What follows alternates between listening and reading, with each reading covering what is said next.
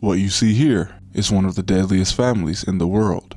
This is Nini Johanna Usuga David, or La Negra, and this smiling face is her brother, a man described by the Colombian president as only comparable to Pablo Escobar. Over 120 warrants for his arrest, countless atrocities associated with his name, and a $5 million bounty placed by the United States. It took more than 500 Special Forces operatives and 22 helicopters just to capture him. And following his capture, at least 25 police officers were killed when his cartel demanded his freedom. Once Daniel Rendon Herrera, the leader of Colombia's largest cartel, Clan del Golfo, was found hiding in the jungle and arrested, this brutal family took full control of the cartel. And I say cartel because it's a huge alliance involved in drug trafficking, but they are better described as an army. Now, it's important to understand why a family would be at the head of a paramilitary group that fights the government and other paramilitary groups while simultaneously being the largest drug cartel. This sounds lawless, and that's due to the Colombian conflict. You see, unlike in Mexico, which is home to the cartel activity most people are familiar with, Colombia has been engaged in a three-way civil war for over 60 years at this point. It's not a war on drugs, but to oversimplify, ever since a very popular man was assassinated, armed groups have been fighting for control of the country and tearing it apart. This is bigger than the Mexican drug war, as some of these groups actively want to overthrow the Colombian government, although many would argue that the Colombian government acts in coalition with some of these groups. And this conflict is so ingrained within the country that there are even influencers fighting in communist revolutionary militias. Yes, a good example of what I just described is this girl that makes TikToks and also fights cartels while trying to overthrow the government. This is the type of situation we're dealing with in Colombia. So it's important not to look at these stories as just some gangs clashing over territory or drug sales, as if you're not from South or Central America, it's probably way deeper than you could imagine. Now, in my Mexico video, I brought up this clip of a police force working alongside a cartel, but I mistakenly referred to these two groups as the Mexican police and the Gulf Cartel, when in fact, this is Clan del Golfo working with the Colombian police, possibly in Cartagena. And similar to what I said in my Mexico video, I don't want to just call this corruption, at least not in the sense that we see in the US, as a police department refusing to work with a paramilitary group that generates billions of dollars with a standing army of anywhere from 1,200 to 3,000 soldiers probably would just be a survival tactic, as I'm sure the local Colombian government is not paying any of these officers enough to put their families' lives at risk, as it's not just their own safety that comes into question.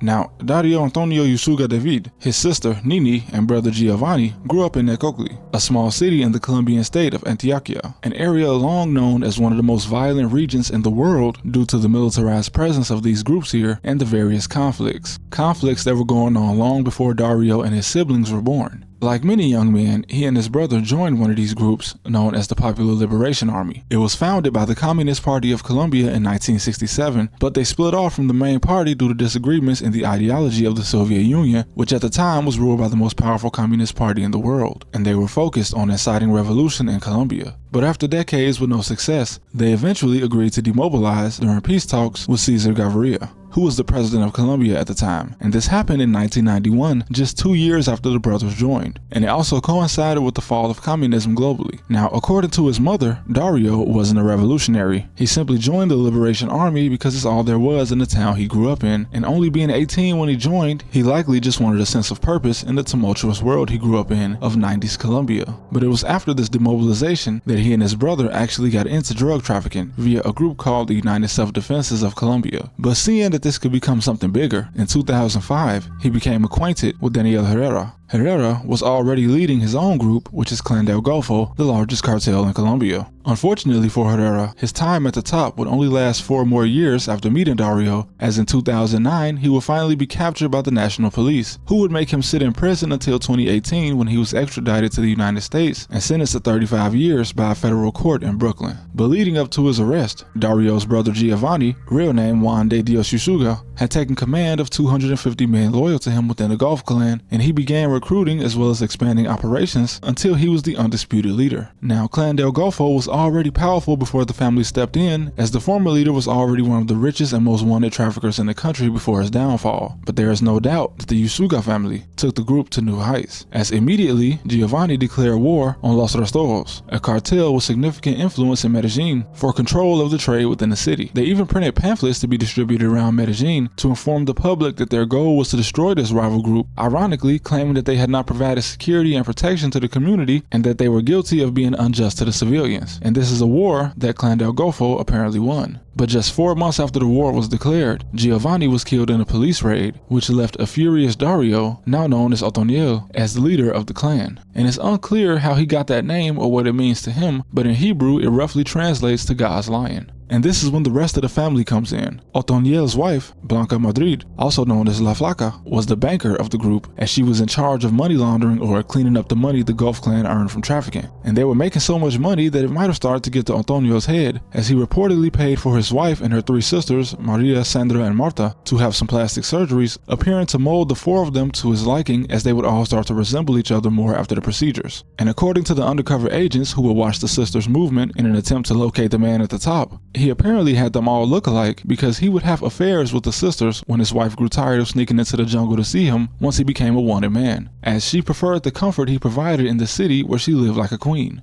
Just 1 year after the death of his brother, Otoniel was one of, if not the most powerful cartel boss in Colombia. And during the 50th anniversary party he threw for his parents, undercover agents discovered that he may have also been building churches in the communities he controlled, probably as a way in his mind to repent for his sins. And his sister wives, I guess you could call them, convinced him that he should start paying tithes to local pastors who may have even been helping him launder, which he did in the form of 50 to 120 million pesos a month, roughly equaling to 12 to 29,000 US dollars a month. And he was allegedly paying this amount to the 2 pastors while asking in return that they pray he doesn't get captured. Unfortunately for him, nothing in the Bible states that this is how things work at all. And if I'm not mistaken, this is the whole reason the Protestants split from the Catholic Church centuries ago, because they believe that paying money is not how you get in God's favor, like some prosperity preachers will try to teach you. This is not a message in Christianity, and his own arrogance would prevent him from noticing that it would in fact be his lust for these 4 women that led to his downfall, as their visits to him were key in undercover agents discovering his hiding spot. But before this, a minor setback occurred that looked like the beginning of the end. On December 12, 2013, Nini, Otoniel's sister, was arrested at her apartment during a police raid in the Los Colores neighborhood of Medellin, along with 3 other men. But on December 26, 2013, the prison they were being held at, INPEC, received a document signed by the secretary of a municipal court in Cordoba, revoking their detainment. The prison even called a judge in Cordoba that confirmed the document would grant them freedom. And sometime later, Nini's lawyer would arrive at the prison to speak to her, only to find out that his client had been set free.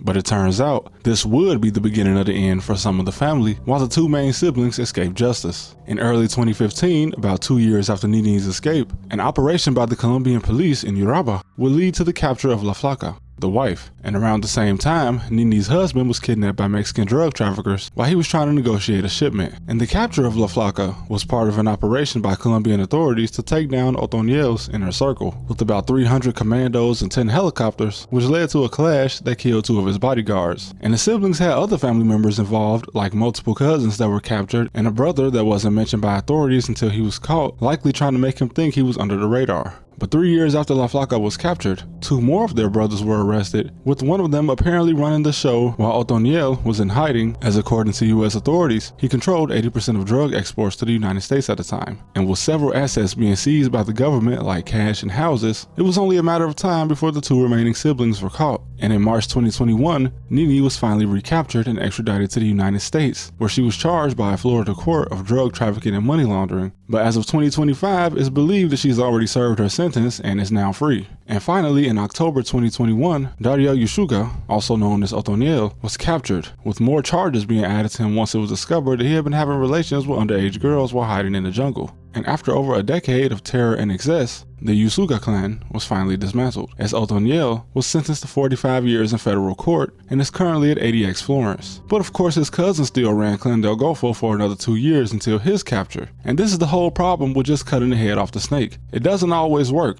The Usuga clan took over, and with them now out of the way, a power vacuum is open for another family to climb the ranks. While justice was served to the family for their crimes, the same problems persist in Colombia. And with so many armed groups, I just can't see a way for it all to end. And now, Dario will likely sit in federal prison for the rest of his life. But in Colombia, life goes on and it's business as usual. And this is why government and even CIA collusion often come up when discussing Latin American countries. The United States is home to so many gangs and armed groups, but none of them have ever become anywhere near as powerful as some of the cartels south of Texas. And why is that? Was the ATF allowing 2,000 weapons across the border supposed to fuel this conflict, or was it really an accident? We all know that the US acts in its own interest even if it goes against the stability of another nation. Just look at all the armed groups we trained and left free in the Middle East. It looks a lot like what happens in Colombia and Mexico today. And not to mention, in Venezuela, the president's own family is involved in the drug trade. All of this government corruption and American intervention creates the migrant crisis. How can the average man and woman succeed in Colombia when so much is working against them? Unfortunately, I don't have an answer, and even if I did, it wouldn't solve the problem. Libertad y orden are the national words of Colombia, and it means freedom and order. Something that maybe one day in the future the Colombian people will actually have. But thanks for watching as always.